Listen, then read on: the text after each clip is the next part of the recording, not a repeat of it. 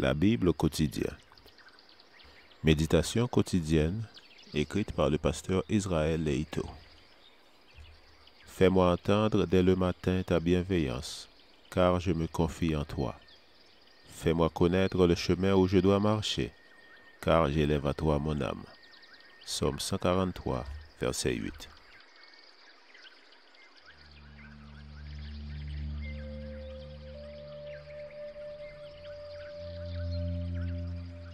Aujourd'hui, le 8 mai, grande est sa fidélité.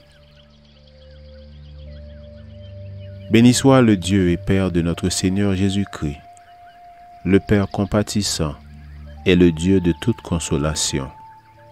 2 Corinthiens 1, verset 3. Pas un jour ne passe sans qu'une tragédie ne se produise en quelque point du globe. Des tragédies personnelles qui affectent une personne, des tragédies nationales qui jettent toute une nation dans le deuil, des tragédies institutionnelles qui touchent un grand nombre de personnes.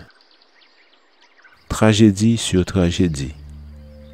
Ces malheurs qui surviennent en divers lieux et affectent différemment les uns et les autres ont un point en commun. Dieu voit et entend tout. Aussi difficile que soit la situation, ceux qui ont appris à placer leur confiance en lui ont la certitude qu'il est présent et sera de bons conseils. Paul passa par toutes les tragédies possibles et fit l'expérience de la grâce illimitée du Seigneur. Il vit dans ces tragédies qui avaient failli lui être fatales et en auraient découragé plus d'un, des occasions de louer et de remercier Dieu pour sa miséricorde. Il apprit à prendre les aléas de la vie comme des occasions de glorifier celui qui l'accompagnait à chaque pas. En bénissant la bienveillance et la consolation divine, Paul nous indique la voie à emprunter lorsque surviennent les soucis et les souffrances. Tant que nous serons sur terre, tant que le péché régnera sur la planète, sachons que la souffrance et le malheur ne sont pas des signes que Dieu nous abandonne, mais des éléments qui font partie de la vie. En conséquence, étant donné que nous serons tous un jour ou l'autre confrontés au malheur de l'existence, il serait bon que nous nous y préparions. Faisons-le en voyant en Dieu le Père de toute miséricorde et de toute consolation.